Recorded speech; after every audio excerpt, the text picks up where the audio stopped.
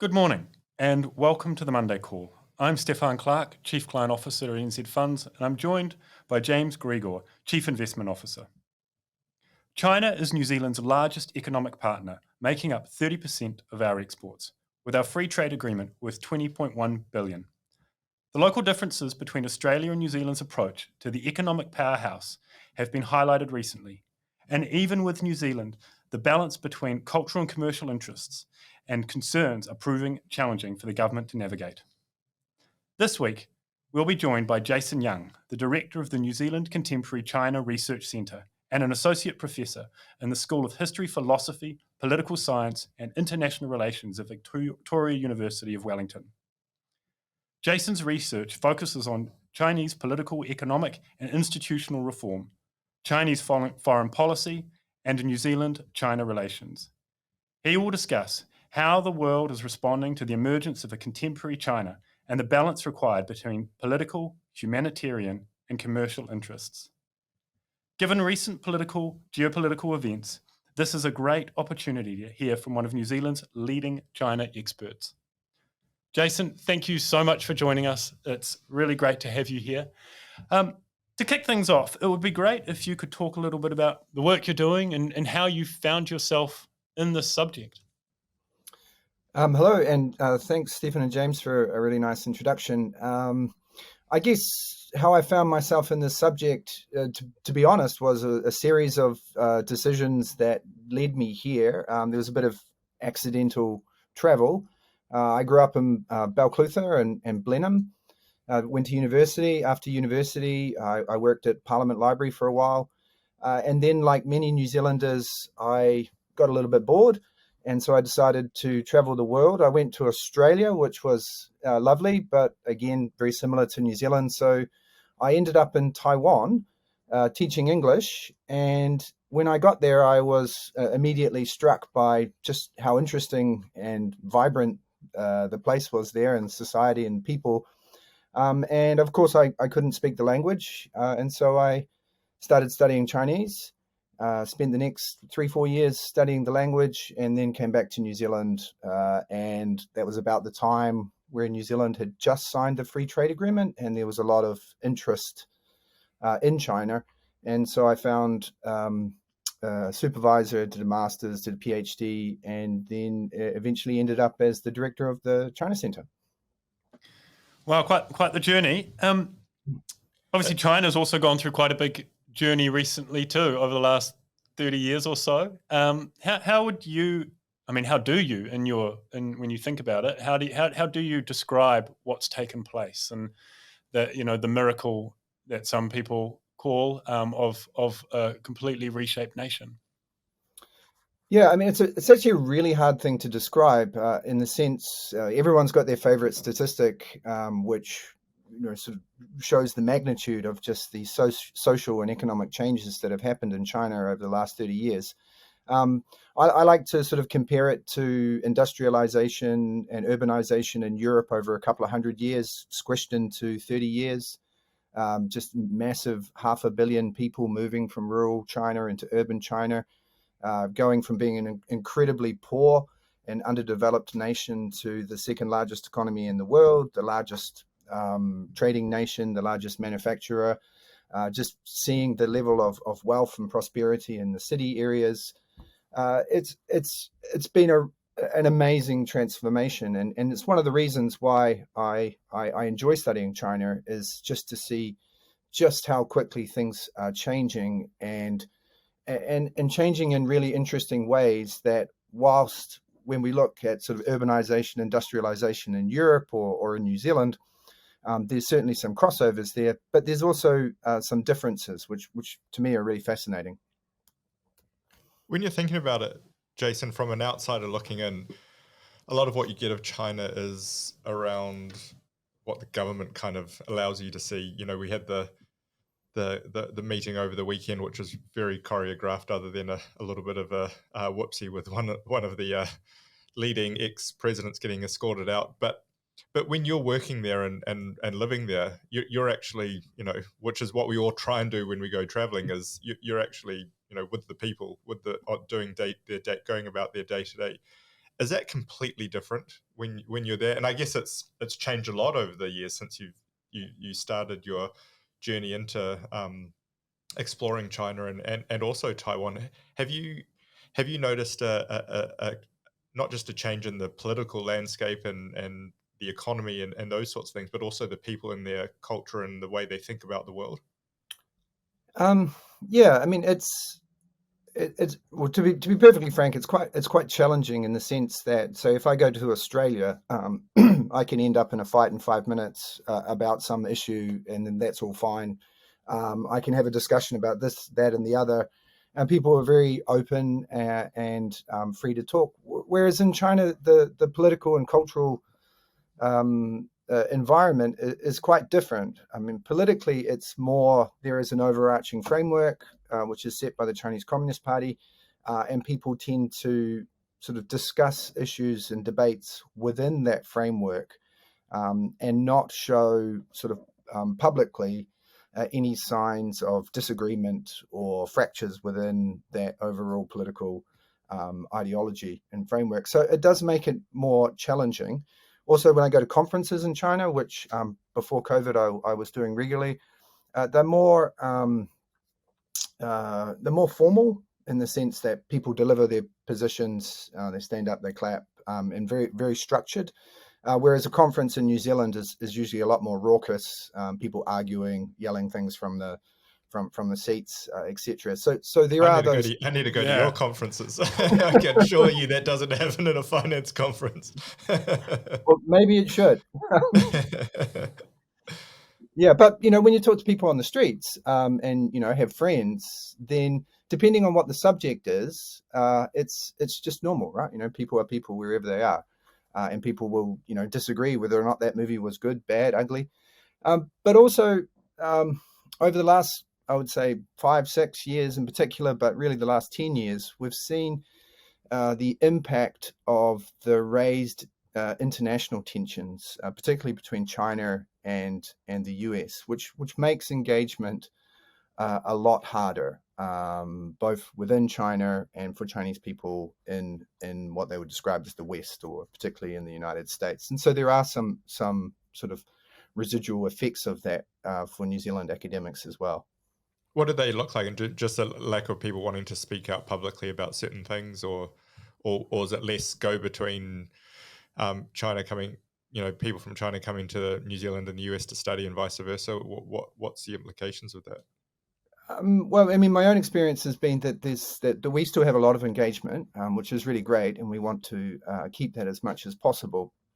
But if you read the Chinese press and you read Chinese official statements, you'll often see New Zealand sort of lumped in with a number of countries around the world, and 5 in particular, that have increasingly tense relationships with China, and so that sort of bleeds into the types of conversations that a New Zealander would have in China.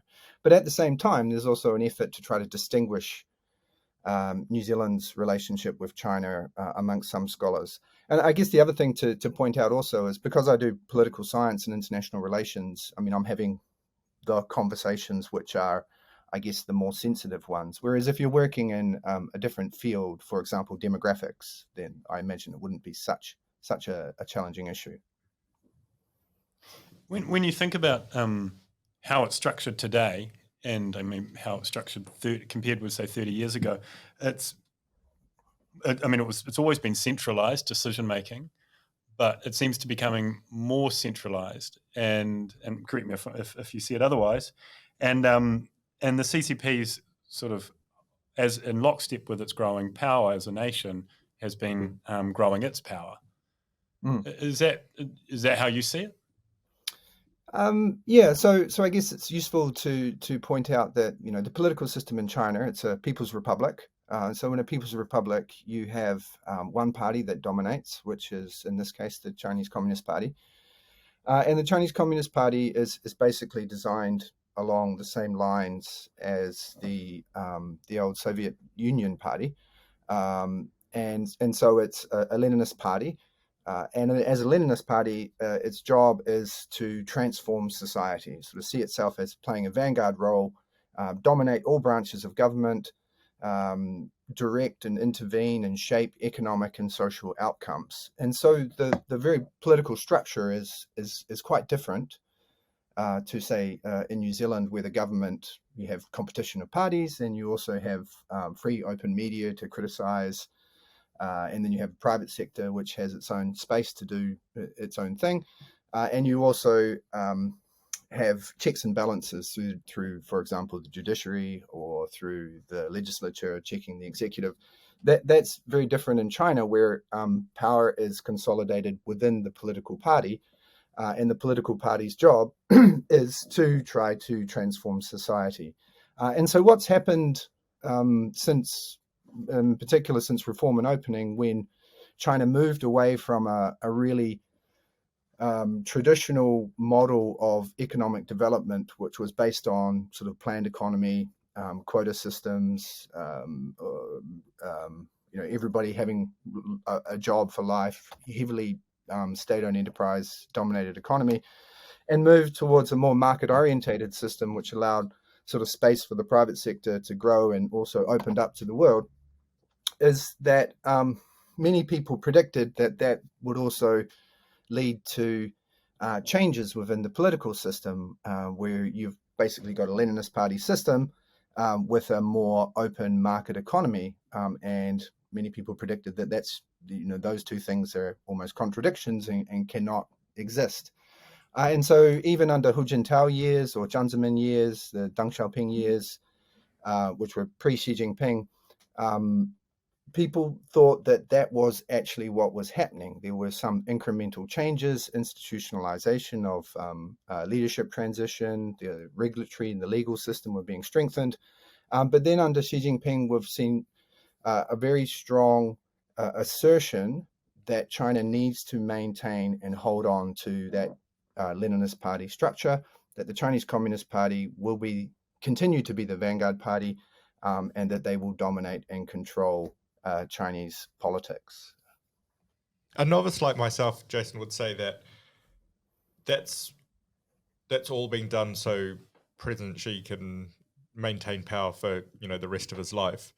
Is that a naive thing to look at, or is that something that the whole Communist Party wants to see because it allows them to, I guess, continue their journey, or is this an individual deciding that and a way that he can, I guess, become, some people call it, the emperor of China?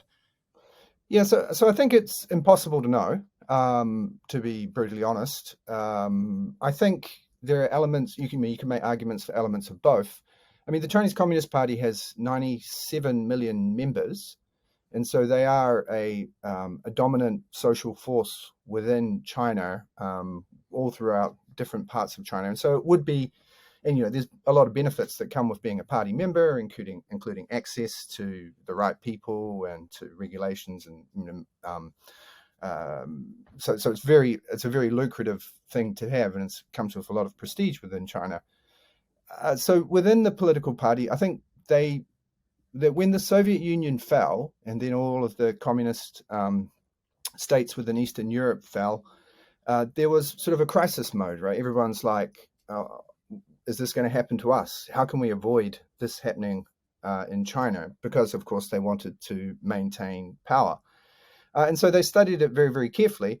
And I think under Hu Jintao, the assessment was that the Chinese Communist Party could stay in power if it continued to have a system where the people of China became more prosperous and felt like they were a part of the international community and had all the opportunities that they wanted to live the type of life that they wanted. And so you saw more open media, lots of open travel, and allowing the private sector to flourish. And of course, that also came with high levels of corruption, and a lot of people complaining about corruption, particularly within the Chinese Communist Party. And so it seems that Xi Jinping's assessment has been instead that they need to have a very strong party. And part of having a strong party is to have crackdowns on media freedom, and to have a more focus on ideology and more focus on what they call socialist values, sort of promoting this idealized vision of what China should be. So sort of going back to this whole idea of that the role of the party is to transform society. Recently, like last week, and James alluded to it before, there was the National Congress. Can you, it was a very important moment in China. What is it, and why was it so important? And then I guess there were some pretty important outcomes that came out of it, which I'd love to hear your take on. Yeah, so the National Congress, it's important to remember it's a party congress. So it's the 5-yearly congress of the Chinese Communist Party. And why is it important? Yeah, sure, the New Zealand media, sometimes they focus on the National Party Congress or the Labour Party Congress or the Greens Party Congress. Will James Shaw get back in, et cetera, et cetera. But not really that important. In China, it is incredibly important because in a party state, a one-party state, what happens in the Chinese Communist Party is then transferred over into the government. So next year, when we have the National People's Congress, which is the legislature of China, the state body, all of the positions that have been determined at the Chinese Communist Party Congress will then be transferred over. So the fact that Xi Jinping stayed on for a third term as General Secretary of the Chinese Communist Party, as well as Chairman of the Central Military Commission, means in all likelihood that next year in March, when the National People's Congress comes up, he will also stay on as president or chairman of the country, and also take the state role as chair of the Central Military Commission. So that's important in the sense that previously you used to have sort of a norm of only 2 years, 2 terms, which is 10 years at the top of the Chinese Communist Party. And then, of course, there were actual constitutional regulations, which meant that a president couldn't sit for more than 10 years, which were changed in 2018. So obviously, this is a clear indication that Xi Jinping will stay in power, that it's a quote-unquote new era, as he likes to say. And then also, if you look at the makeup of the Standing Committee of the Politburo, which is the sort of the core center of, it's like the cabinet, small cabinet of the party, it's stacked with people who are very loyal to Xi Jinping. So you don't have the sort of the Li Keqiangs who are more sort of reform and opening minded, or other types of factions like Hu Jintao used to be part of the China Youth League faction. And so it's basically a consolidation of power around Xi Jinping. Some of the things that came out of the sort of the work reports and constitutional changes at the Congress were a lot more focus on ideology, a lot more focus on security, and sort of signaling that it's a troubling international environment. China needs to be strong. China needs to struggle, which is, communist language, which can be hard for us to sort of, hit around, but it's a common phrase in China, that it needs to struggle, and that there needs to be sort of a new development path that China needs to tread. What's your take on the? That's the outwardly what they were sort of doing. What's your take on it in your assessment of what they were trying to, or did they achieve, and have they achieved it? Because literally, as we sit here on my Bloomberg screen, we have a story that just literally popped up, which is scary. Maybe my phone's listening to me, around the fact that is this just a way for China to turn its back on sort of the globe and go more inward looking? Because in order to do that, you can take the mind off the fact that economic growth might be slowing naturally anyway, because it's been booming for the last 30 years. And it's a different way to, I guess, be a popular leader, because you're protecting the people from all these, really terrible international troubles that we're about to face. Is that a fair assessment? Because that's the Bloomberg Financial Times assessment, but I'm sure it's sort of more complex than that, and it would be interesting to see, hear how you think the journey goes from here. Yeah, so it's contested is how I would put it. The interpretation, I mean, trying to understand Chinese politics is often like trying to read the tea leaves. It's quite hard to to get a clear indication of what's really happening and what the direction of travel is. If you go back to the 50s and 60s, yeah, China was closed. It wasn't open. And it was from the 80s and 90s onwards that it opened up. And many people in China would credit that opening to the rest of the world as being the key success that China has experienced over the last 30 years, that really allowed China to develop and to be part of the international community, to become a major power or a great power on the world stage.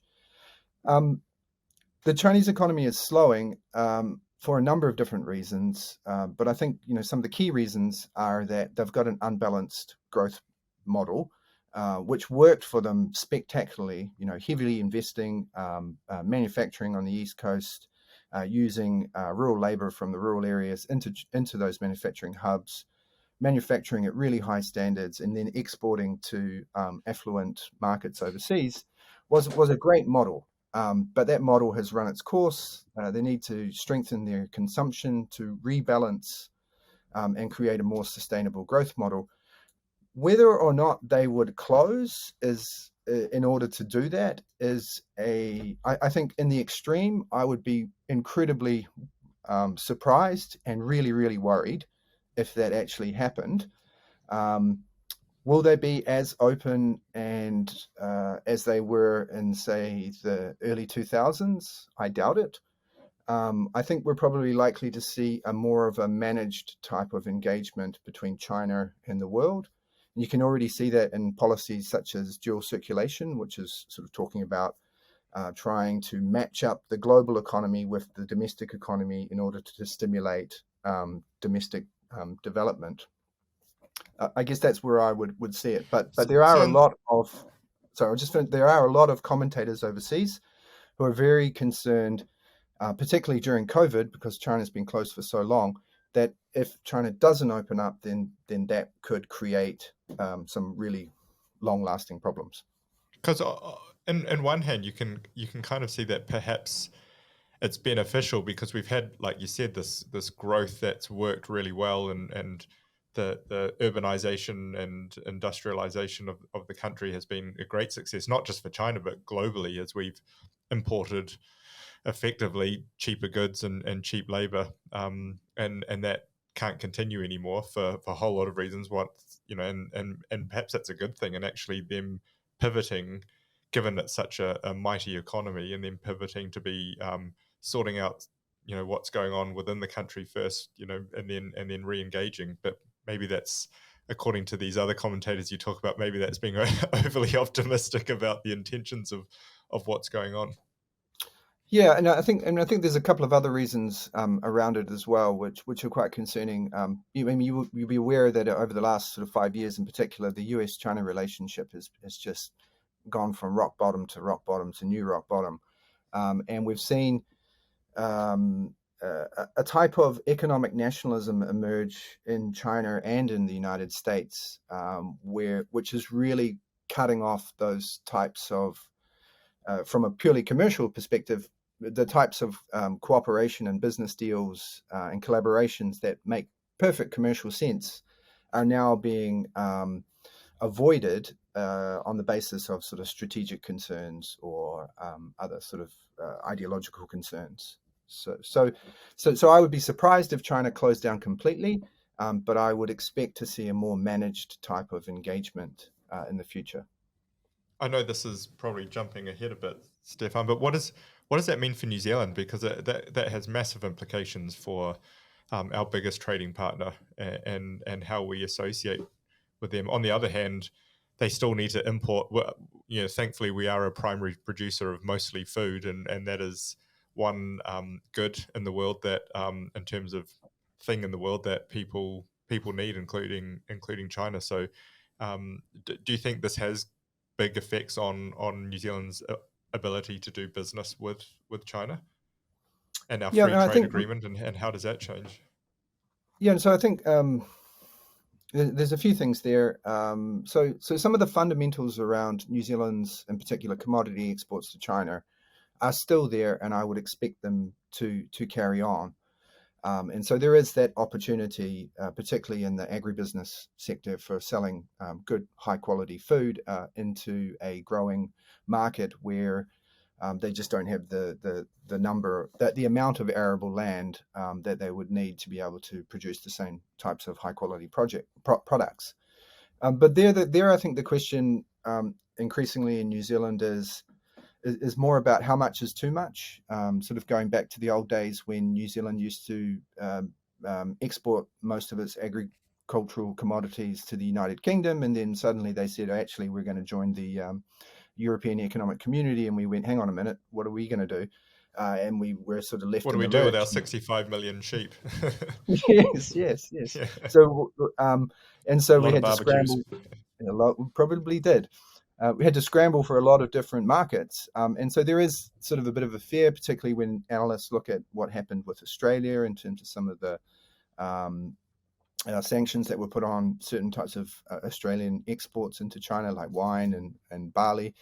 And so people are sort of talking about, how do you manage risk, particularly when there's a whole lot of politics in the world now. And I think it's pretty clear where New Zealand's politics sit on a number of different international issues and issues around human rights, etc. So, potentially those types of political issues can't be avoided. So there's that side of it. And then I think there's a whole bunch of other areas which, depending on what type of New Zealand business we're talking about, but if we're talking about a high-tech business, then I think it becomes a question of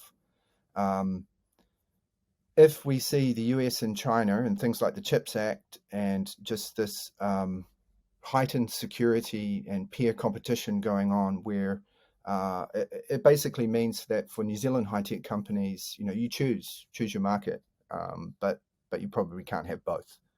And so there's that kind of high-tech decoupling going on in the world, or bifurcation of those types of supply chain markets that I think New Zealand businesses need to get their head around. Xi is an interesting character, sort of as a leader. I don't know a whole lot about his background, but I understand his rise to power was interesting, and it was also he has a family connection through his father to the CCP, and at one point he was quite prominent in the party. Is that what happened, and how did he get to the point that he is now, which is probably the longest serving, or definitely the longest serving leader of the state? So, if you don't mind me advising another podcast while I'm on this podcast, the Economist did a podcast called The Prince, which basically is like 8 episodes of Xi Jinping's life. And a few of the things that you see from that was that, it's called The Prince because he is one of the quote unquote princelings. So his father, Xi Zhongxun, was one of the original revolutionaries who rose up within the party ranks. And so he was brought up in Beijing amongst the other party elites and the kids of the other party elites. But once the Cultural Revolution hit in the 1960s, and basically the Cultural Revolution was when Mao Zedong, who had been sidelined from power, decided that the youth of China needed to have that revolutionary spirit. So he created a sort of a chaos, and there were a whole bunch of teenagers called Red Guards running around criticizing people and having sort of little factional warfare, and people were denounced and people were purged.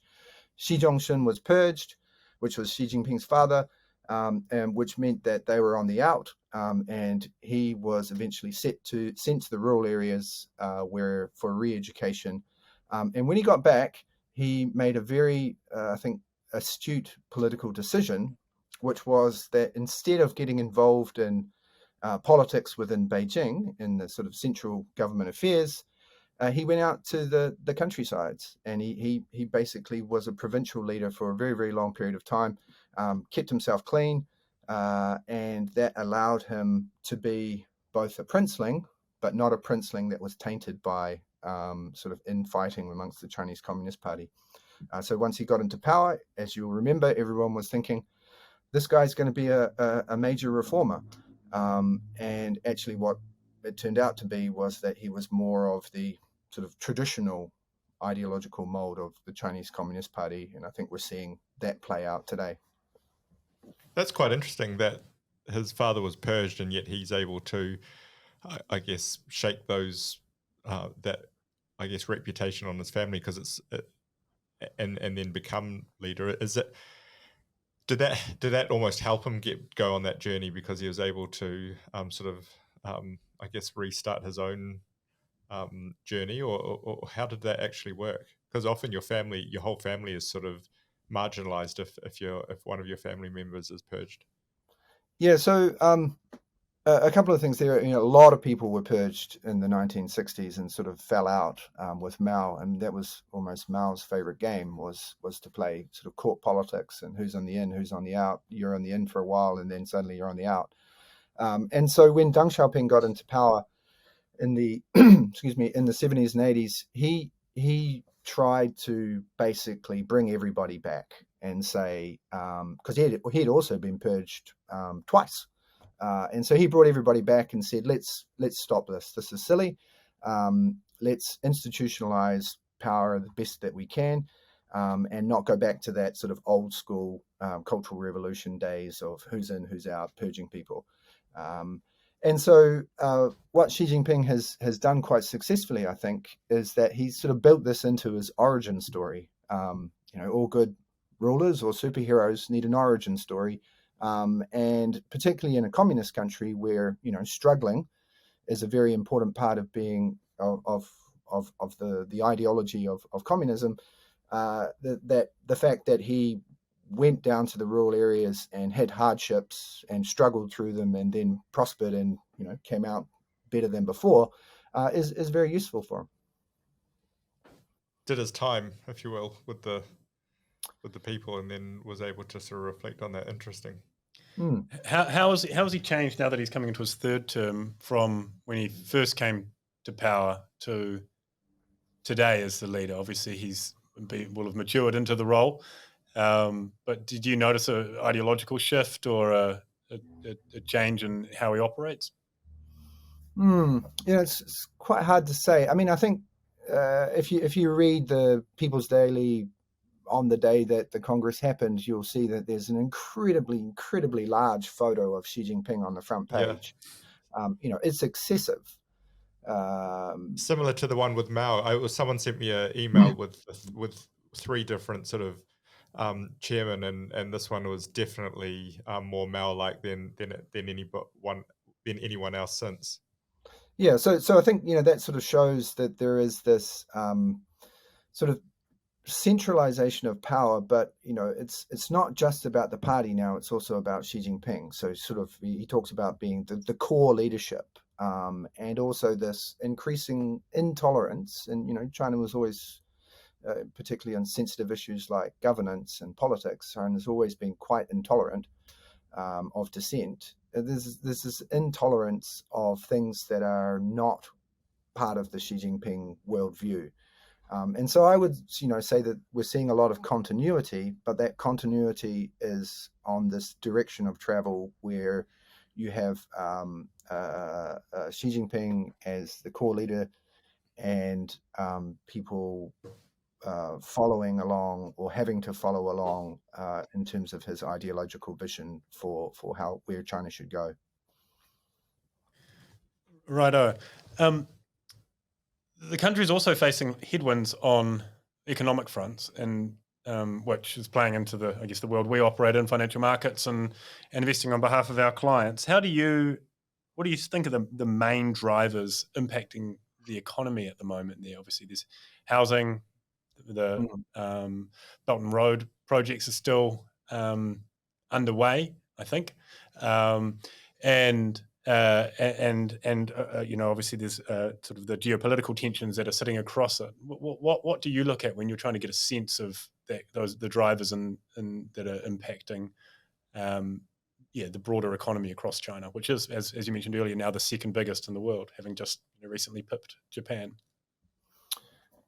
Yeah, so there's a couple of things, I think. So the first thing is going back to something I was talking about briefly before. If you go back to 2007, 2008, Wen Jiabao, who was the premier at the time, made a statement that shocked a lot of people, where he was talking about China being unbalanced and the economic model being unsustainable. And part of that is sort of creating more domestic consumption, creating more balance between rural areas and urban areas, development balance between the east coast of China and the central and western regions of China, and moving away from this sort of export-led growth model. And if you look at Japan, Taiwan, South Korea, the other sort of East Asian dragons, when they were going through their rapid growth phase, they basically did the same things. Which was to urbanize quickly, to have lots of foreign direct investment, invest in manufacturing, use their comparative advantage in terms of cheaper labor, but also incredibly strong work ethics, to industrialize, to invest heavily in construction, and to export their way to development. And that's what China's done as well, but on a far larger scale, of course, because there's 1.4 billion people in China. But what hasn't happened is China to move out of that growth model into a more sustainable, probably lower growth rate type development over the next few decades. And so that's the principal challenge that they will have to face over the next few decades. And it's a little bit unclear how they're going to do that. There's a thing called the New Development Paradigm, which I'd be watching carefully to see if there's any sort of clues about what they're going to focus on. There's also things like the dual circulation policy, which talk more about ensuring that their international trade is to support domestic trade and to promote more domestic brands, to promote moving up the value chain in terms of high-tech areas, and to promote domestic champions. And there are a few domestic champions in China already, of course. But the other challenge there is that that's come at a time, so China's not yet an advanced economy. It's still an upper middle economy.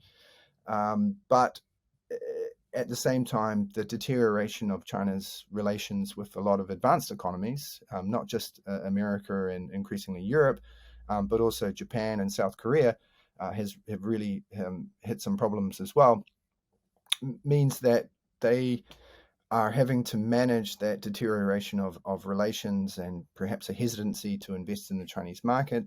Some people, some businesses within China, foreign businesses and foreign people, are concerned about the direction that the Chinese economy is going, and so they're leaving. Others are saying that they'll put their money where their mouth is and they'll ride it out, and it's the greatest long-term benefit for their companies. But there are all of these challenges. And then, of course, on top of that, sort of creating a lot of instability is the dynamic COVID zero policy, which is basically very similar, but more extreme, I would say, than very similar to the types of lockdowns that New Zealand had when COVID was first discovered in the New Zealand population, which is basically, what can we do? We can all stay home. And so you have this really strict dynamic COVID zero policy, which makes it hard for supply chains to function in the way they should, makes it hard for consumers to have confidence. And so that creates an uncertainty about how China will exit out of that strategy when particularly Xi Jinping and the government have put so much on sort of saying that they are different to countries in the West, particularly America, when they argue that they bungled COVID, and that China's not going to do that because it has such concern for its people. So there's that. And then, of course, the property market is really symptomatic of that, which is basically just over-investing and leveraging too much capital. People having mortgages for houses that are not even built yet, and trying to just keep building. And if once it stops or there's a lack of demand, then it can quite easily fall over, as you saw with Evergrande. So it will come down to whether or not local governments can find new sources of income and can sort of absorb some of that economic pain. It's a little wonder, Jason, that the Chinese yuan is at its 14-year low when you sort of set out what's going on in the economy. I wanted to touch on that COVID policy. It's on one hand, you can kind of understand at the start, as we all did, all countries around the world locked down. But there's been a lot of moving on. Even New Zealand has moved on to pretty much have no restrictions.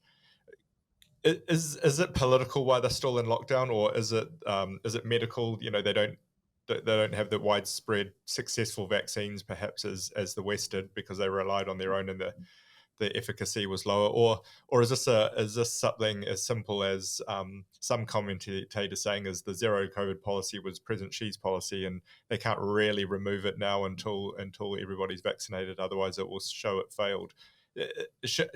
Can we read too much into it, or is there some things that we can look at the COVID policy to get a hint at perhaps what's going to happen in China over the next few years?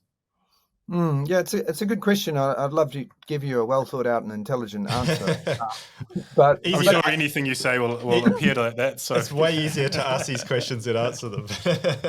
Yeah, I mean, it confuses me, I have to say. I mean, I think there's a couple of rational reasons. Would be that that yes, China is the second largest economy in the world, but in many ways it's still a developing country, and in particular, the healthcare system is not as strong and well developed, particularly in poorer parts of China, that it would need to be to deal with sort of a major pandemic. So when New Zealand opened the borders, we had, you remember those months where the hospitals were under a lot of pressure.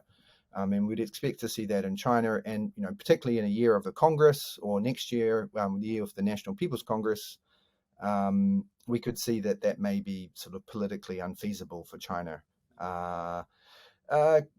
I mean, there's some extreme interpretations which suggest that it's useful at this time for China to be a bit more closed. I'm not sure. I sort of go with that. And then the discussions on the vaccines. I mean, the vaccines, I think from what I've read, are not quite as good as some of the other vaccines, but they're not bad, and they could work in the same way that they've worked in, say, the New Zealand case. So I think a lot of it does, as you suggest, come down to sort of staking political legitimacy on the idea that China has handled COVID better than a lot of other countries. I mean, they declared a people's war, and they snuffed it out in Wuhan as it spread all around the world. And I think they're finding it hard to sort of pedal back on that. At the same time, because it was a people's war, because Xi Jinping put so much political capital into it, you're not going to have, as you did in New Zealand, a whole bunch of newspaper commentators start saying, maybe we should think about this, or maybe we should consider doing something different. The Chinese media doesn't work in the same way. The Chinese media is more like an amplifier of policies and views from the top. And so I think that does make it hard to correct. And then one does also tend to wonder when you have someone who's become the core leader, become so solidified in their power, about whether or not there are people that can, say to Xi Jinping, actually, maybe we should try something different. Yeah, to try and, I guess, avoid the Wellington moment, but on a bigger scale in China if it continues. But it's also harder to do that because of we know what history is in history, what's happened in China where there has been dissent. But it's an interesting case of if it is political, it's political decisions that are really hindering the economy, and with what's going on in the currency, any other sort of more shorter term economically driven country, ourselves included, would perhaps have got rid of the policy because of economics. But when you have that longer term vision, then perhaps you don't feel the need to as much. Yeah, I mean, we're all trying to balance optimum public health outcomes with economic outcomes, and of course they're interacted. If the population are really, really sick, that's bad for the economy. But then again, if the population are healthy but they can't go to work, then that's also a problem. So I think something will have to change in China. And there was a lot of people in Shanghai and other parts of China who complained incredibly loudly for China on social media about some of the things that happened there in terms of the sort of the snap lockdowns that were going on there, and also a lot of foreign business people and foreigners who live in China that are really important for China's engagement with the global economy are increasingly just saying enough is enough. I can't do it anymore. And I think in the long term, that has really negative implications for China. I'm just not sure if the leadership are aware of that yet.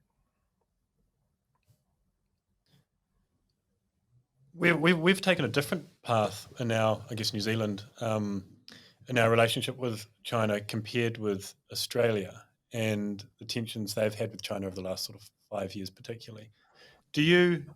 How do you think?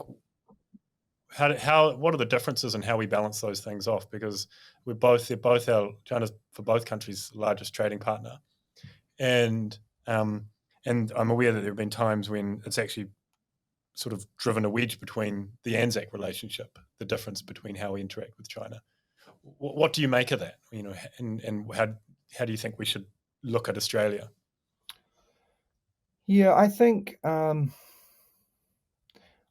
New Zealand and Australia have approached China in pretty much the same way. If I look at the long term, New Zealand established diplomatic relations 50 years ago, on the day after Australia established diplomatic relations with the PRC. And we had a free trade agreement, then Australia had a free trade agreement. And I think that if you look at the sort of the history of the relationship, there's a lot of commonality. And a lot of commonality in the types of positions that both New Zealand and Australia have taken towards China and about sort of developing the economic relationship in particular. When things sort of started to change a little bit was around 2016, 17, when Australia sort of really started having diplomatic and political issues with China in a very public way. Which New Zealand didn't seem to have. And of course, then Australia was put in the freezer and didn't have those sort of high-level meetings or engagements. And of course, then Australia also had economic sanctions on a number of different industries put on. And of course, then with the previous Australian government, there was sort of high level of critical rhetoric on both sides. Both China and Australia were very, very critical of each other. And in the Australian case, they also joined the Quad, joined AUKUS, and there was sort of discussion about sort of security challenges and strategic competition with China. But actually, if you look at the types of policies that both New Zealand and Australia have taken to China, particularly in recent years, you see that they're very, very similar. And I would suggest that up until about 2017 for New Zealand, it was, so much activity and so much flurry of interest in investing and doing business and selling into China and all sorts of new types of political initiatives, from cooperation on climate change to trilateral development projects in the Pacific with China. But then after that, we've really seen a cooling of that sort of high-level political engagement on both sides. And so when you read the Chinese press, and it goes to pains to point out that New Zealand and Australia are different, I actually think there's a lot more similarity than difference. And the only, I guess, significant difference I would suggest is that in the New Zealand case, there's less of a security dimension to our discussions of China. There's plenty of human rights criticism of China in New Zealand, and also political statements, but we don't seem to have the same type of security discussions that Australia does. And so perhaps that's the thing that really pushed Australia's relationship with China over the edge. Interesting. And so when you think about where it takes us to next, how do you see, over the next 5 years, New Zealand's relationship with China developing politically, and then also for, I guess, exporters and many of the listeners on our call have commercial connections to China or family connections too, but in the commercial sense, how do you think that business people should look at their interactions with China?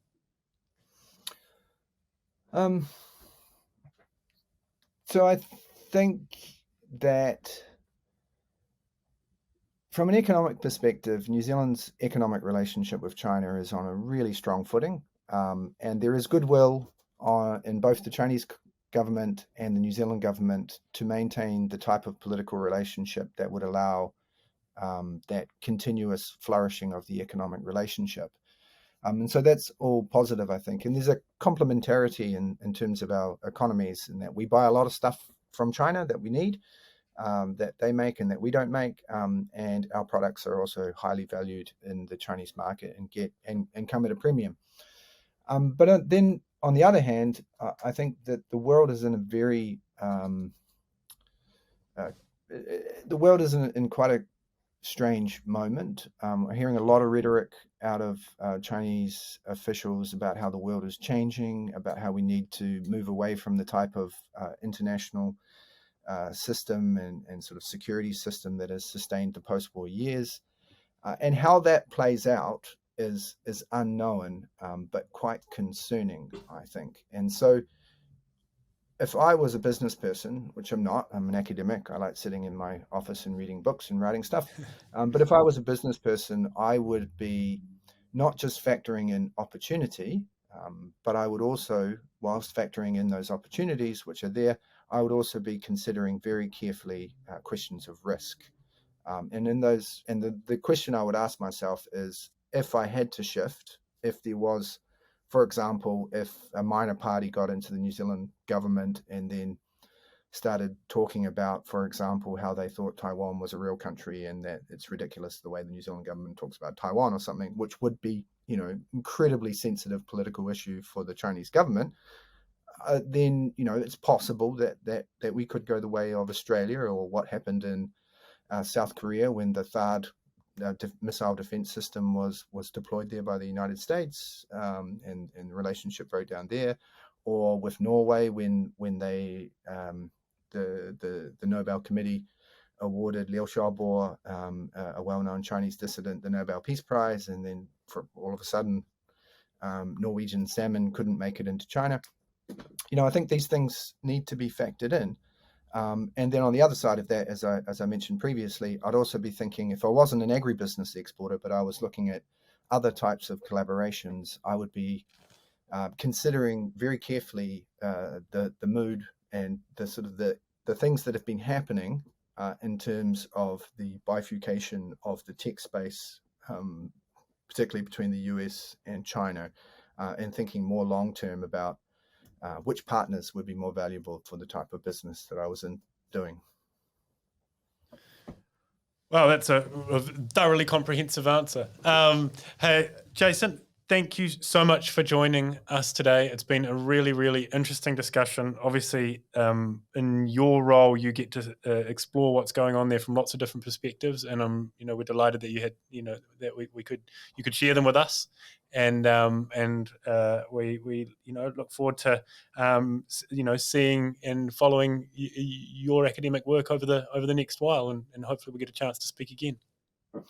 Thanks, Stephen and James. I really enjoyed the conversation, and I look forward to listening to the podcast more.